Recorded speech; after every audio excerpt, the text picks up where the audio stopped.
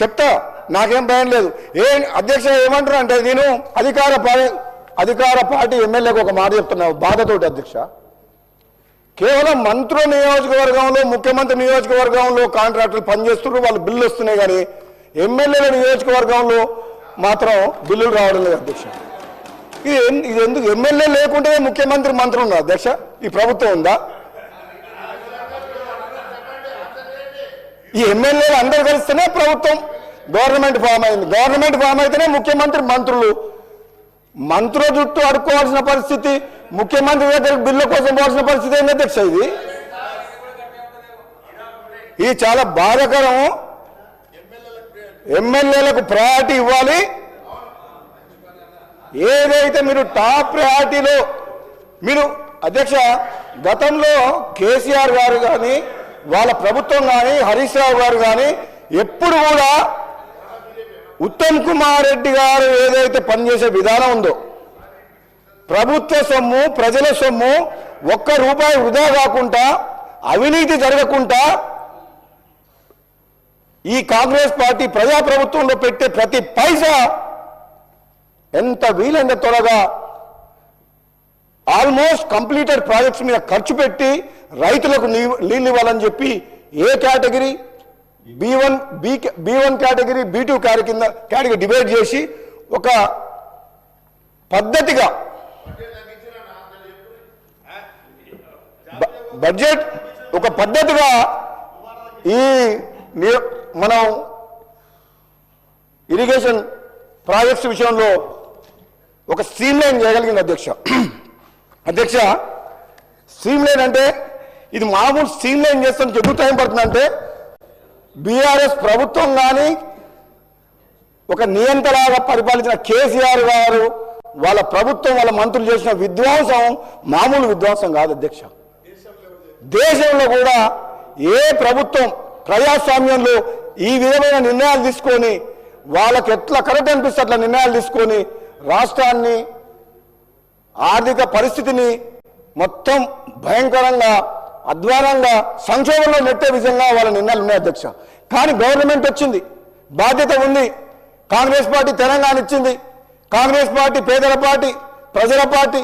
ఈ ప్రజాప్రభుత్వం ఏ విధంగా సరే ఇచ్చిన మాట కట్టుబడి ఈ పేదలకు అండగా ఉండాలి, ఇచ్చిన హామీలు నెరవేర్చాలన్న సంకల్పంతో ముందుకు పోతుంది. కానీ నిజంగా ఇది ఒక ముళ్ళ కురీటం లాంటి ఇటువంటి సిచ్యువేషన్ అధ్యక్ష. ఈరోజు మన బడ్జెట్, వాళ్ళు చేసిన అప్పులకు మిత్తి అసలు కట్టుకుంటూ, సంక్షేమ పథకాలను కొనసాగిస్తూ మళ్ళీ ఆర్థిక పరిస్థితిని గాడిలో పెట్టాల్సిన అవసరం ఉంది అధ్యక్ష. ఇది మామూలు విషయం కాదు. కానీ ఒకటే నేను ఉత్తమ్ కుమార్ రెడ్డి గారిని అడుగుతున్నా,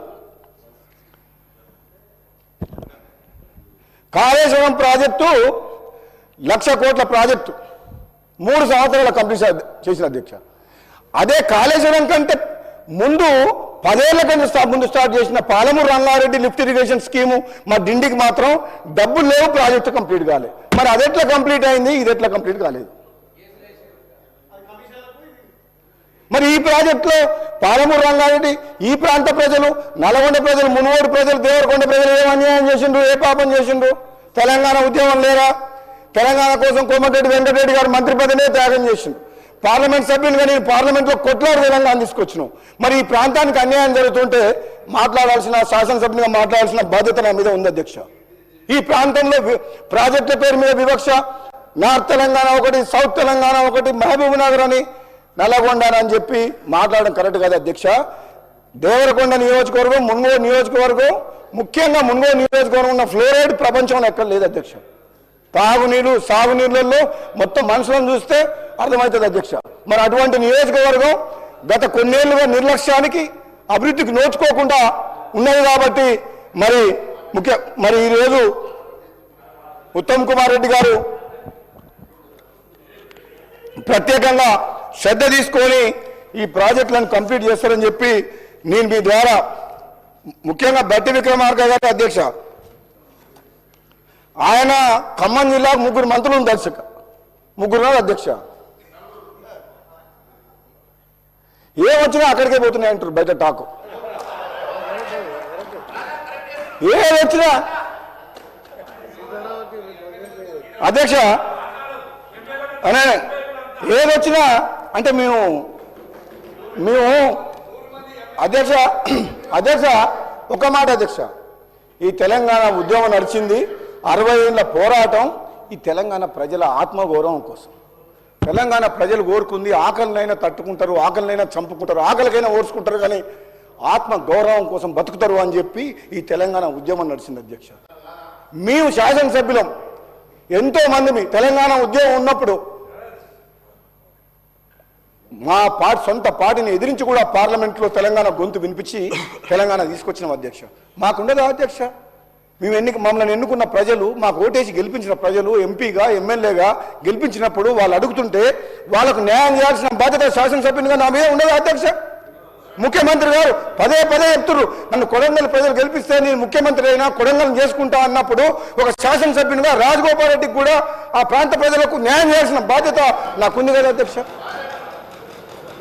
నేను అదే అడుగుతున్నా అధ్యక్ష.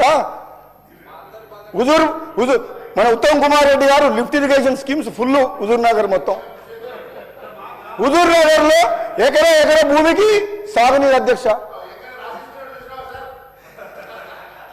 హుజూర్ నగర్ లో ఎకరానికి చిన్న లిఫ్ట్లు 5,000 ఎకరాలంటే ఒక లిఫ్ట్ పెడతారు అధ్యక్ష.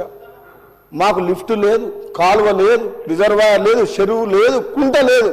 ఏమనాలి అధ్యక్ష? మేము మునుగోడు నియోజకవర్గ ప్రజలు నన్ను ఎన్నుకున్న ప్రజలకు ఏం చెప్పాలి అధ్యక్ష? మాట్లాడే చేత కాదా నాకు? లేదంటే నేను ఏమన్నా ప్రలోభాలకు లొంగే వ్యక్తినా? ఎవరన్నా బెదిరిస్తే భయపడే వ్యక్తినా? దేనికి భయపడని వ్యక్తిని, ప్రలోభాలకు లొంగని వ్యక్తిని మన ప్రభుత్వం ఉండి శాసనసభ్యునిగా నా ప్రాంతానికి అన్యాయం జరుగుతుంటే నేను మాట్లాడకుండా ఉండడం నేరం అధ్యక్ష. ఒకవేళ నేను ఆ ప్రాంత ప్రజలకు న్యాయం చేయలేనప్పుడు ఈ పదవిలో ఉండడానికి అనర్హం అధ్యక్ష. నేను 2.5 సంవత్సరాలు అయింది అధ్యక్ష. ఇది ఒక్కరోజు కాదు, 2.5 సంవత్సరాలు అయింది అధ్యక్ష. 2.5 సంవత్సరాలతోటి 2.5 సంవత్సరాల నుంచి బాధపడుతూ మనోరంజన చెందుతూ ఈరోజు అవకాశం వచ్చినప్పుడు మాట్లాడుతున్నా.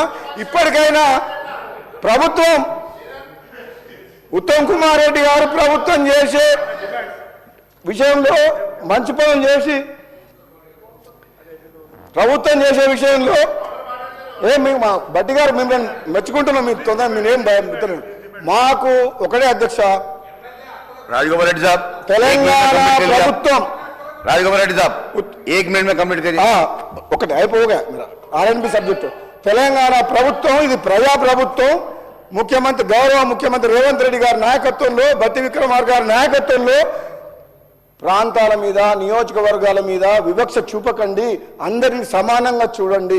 అందరూ మీ పిల్లలు అనుకోండి, మీ తమ్ముళ్ళు అనుకోండి, వాళ్ళు కూడా తెలంగాణ ప్రజలే అనుకోని అన్ని నియోజకవర్గాల వాళ్ళ మీద శ్రద్ధ పెట్టి ప్రయారిటీ బేసిస్లో ఇంపార్టెన్స్ చూసి ఎక్కడైతే కరువు ఉందో, పీడిత ఉందో అక్కడ మీరు కాన్సన్ట్రేట్ చేసి అభివృద్ధికి నిధులు ఇచ్చి పనులు ఆగకుండా చేయమని చెప్పి మీ ద్వారా ప్రభుత్వాన్ని కోరుతున్నా అధ్యక్ష.